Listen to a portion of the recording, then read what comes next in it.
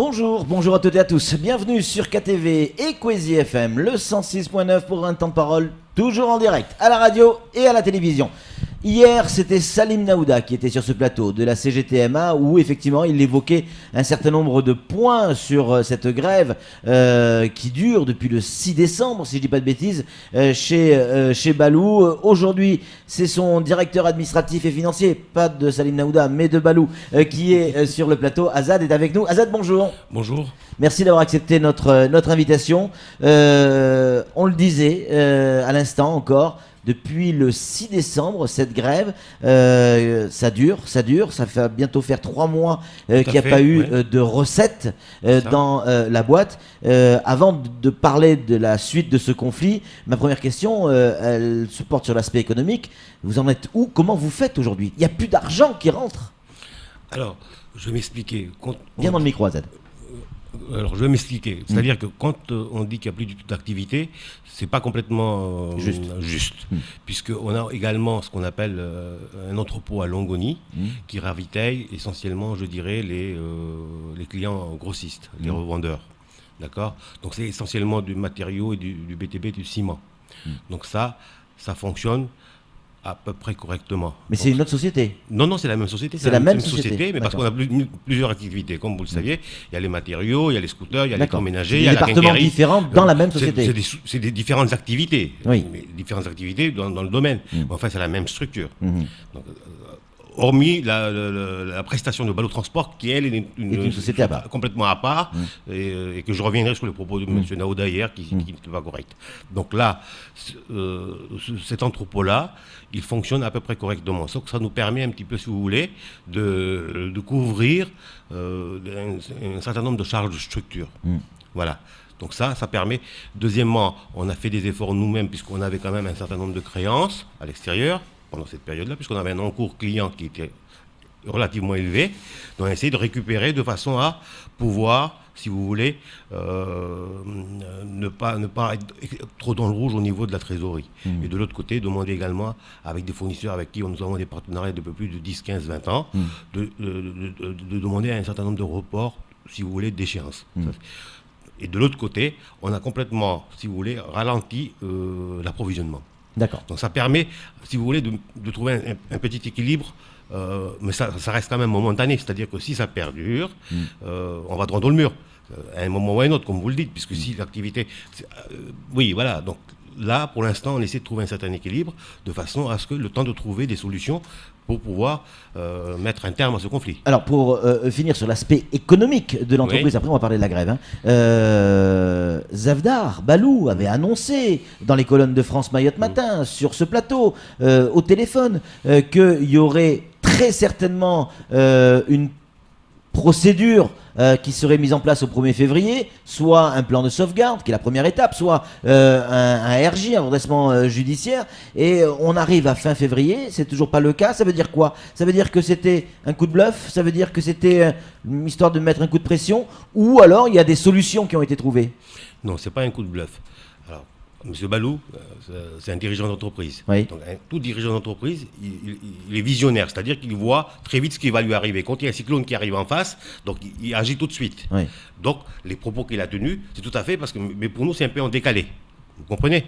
Donc ça, c'est le premier aspect. Donc lui, il est visionnaire, il voit le danger arriver. Donc il annonce avant que les bouées de secours n'arrivent.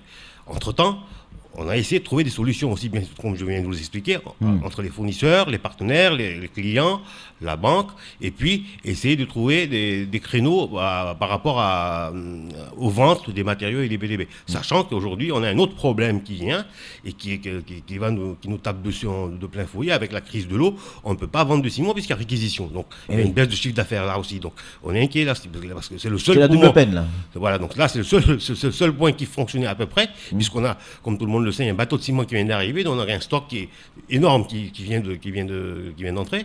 Et là, on est dans une crise de l'eau. Et donc là, c'est l'argent qui dort. En quelque sorte. Ouais.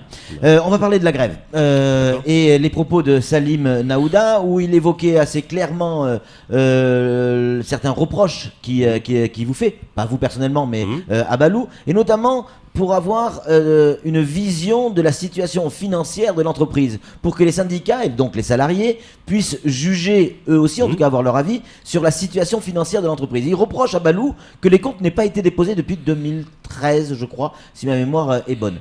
C'est vrai ou c'est faux ?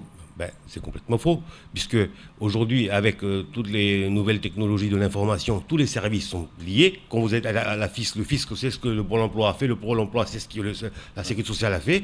Là, on a des acomptes d'IS qui sont tout à fait conformes à l'exercice passé, aussi bien au niveau des remboursements qu'au niveau des acomptes d'IS ou au niveau de la CFE. Donc, je ne vois pas où est-ce qu'ils trouvent ces chiffres-là si on ne les a pas déposés. Donc, ça, c'est pas... Donc, pour vous, les bilans sont déposés. Sont déposés, sauf celui du 2016 qui est en cours. Bien entendu, puisqu'on est en exercice en biais. Voilà, donc là, je pense que... Et puis, j'ai entendu dire qu'il faut qu'il y ait un comité, etc. Non, il n'y a pas du tout de comité.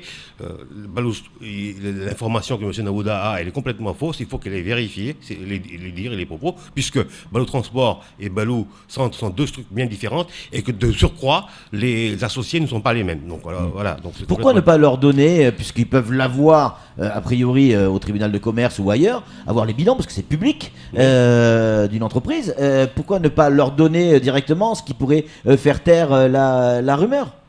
Pourquoi voulez-vous qu'on les donne ? C'est à eux d'aller le voir, aller chercher au tribunal du commerce, comme il se fait de droit. Ouais. C'est-à-dire qu'on ne va pas leur donner le gâteau, le cerise sur le gâteau, etc. On va plus leur préparer aussi, faire l'analyse. Bientôt, ils vont me demander d'analyser nous les seuils et les ratios. Donc, à un moment donné, chacun son travail.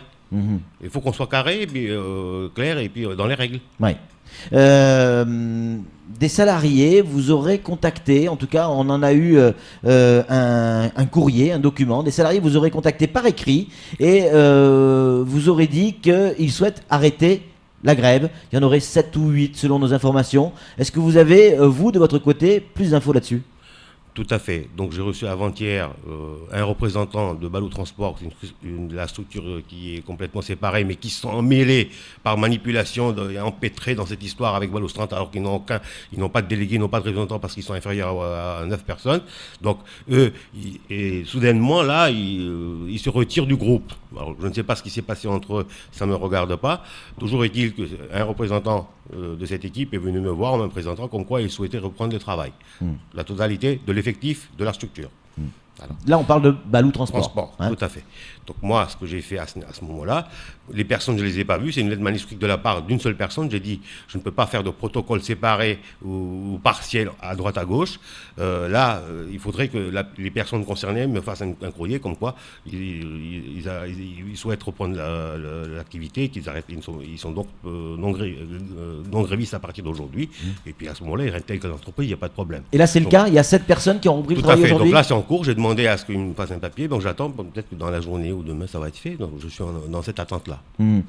Sur cette grève, souvent on a entendu Zavdar Balou parler de manipulation de la part des syndicats, et notamment de la CGT, et entre autres de Salim Naouda. Est-ce que vous êtes toujours sur cet axe-là ? Est-ce qu'il y a, selon vous, manipulation des syndicats sur les salariés ? En tout cas, nos doutes sont fondés.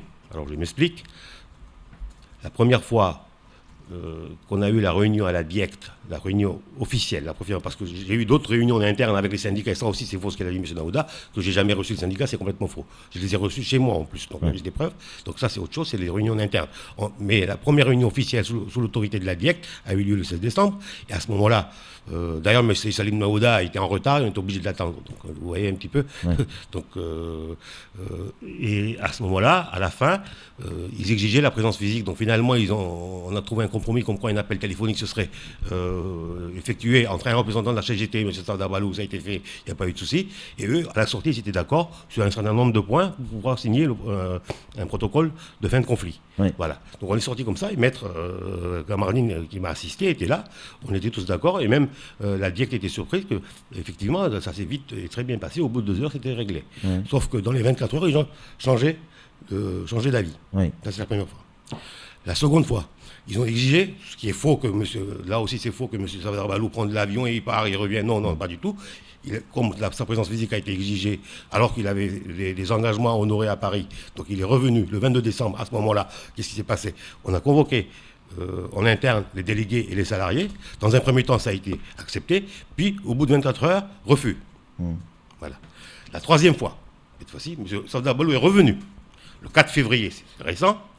Cette fois-ci, ils ont accepté. Donc on a eu une réunion qui a duré plus de 3 heures. Et à ce moment-là, M. Safdar Balou s'est exprimé en chimaroué pendant 3 heures.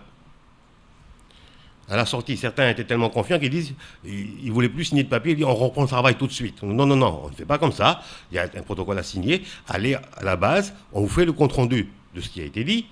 Si vous êtes d'accord sur le principe, on était bien d'accord que sur la prime sur le 13e mois et le chèque de déjeuner, pour l'instant, il n'était pas question parce qu'on ne pouvait pas. Il les a expliqués au bout de 3 heures, ils ont compris. Ils étaient d'accord de reprendre et il n'y avait aucun problème. Tout était OK. Là encore, au bout de 24 heures, la CGT, moi j'ai une preuve, il m'envoie un email que suite à votre compte rendu, votre protocole, on n'est pas d'accord, on veut le 13e mois réparti de telle façon. Vous voulez que comment voulez-vous qu'on interprète ça? Voilà. Pour vous, c'est de la manipulation, mais est-ce que c'est pas le rôle d'un syndicat de conseiller les salariés? Oui, c'est le rôle, je suis bien d'accord, oui. Mais de là à traîner dans la boue pendant 2 mois ou 3 mois, alors que des concessions ont été faites de façon, des propositions sérieuses ont été faites, et quand on dit que Balou est là, pas du tout, parce que depuis le début, on a toujours prouvé que sur l'ensemble des 14 points de revendication, les points qui sont réglementaires et obligatoires de par la loi, c'est incompressible, non, on n'y peut rien, il faut les respecter. Donc ces 10 points-là sont de toute façon acquis. Donc, je ne vois pas où est le problème. On a fait des concessions sur la prime de salissure, qui d'ailleurs n'est même pas réglementaire, mais on a accepté. On a fait des concessions sur la grille salariale, on a dit, mais comme on ne peut pas traiter le dossier de la grille salariale de l'ensemble des salariés en 1 heure, en 2 heures, en 1 journée, dès que la reprise s'effectue, une fois que le protocole de fin de conflit signé, on prend du temps, on se met 10-15 jours, 1 mois, pour prendre salarié par salarié et discuter avec les délégués par rapport à leur grille, les coefficients, les qualifications, etc. Ouais, ça reste historique, hein, cette grève dans tous les sens du terme, du reste. Hein. Jamais on a connu une grève aussi longue pour une entreprise de cette taille, une entreprise privée de cette taille. C'est ça, donc c'est étonnant.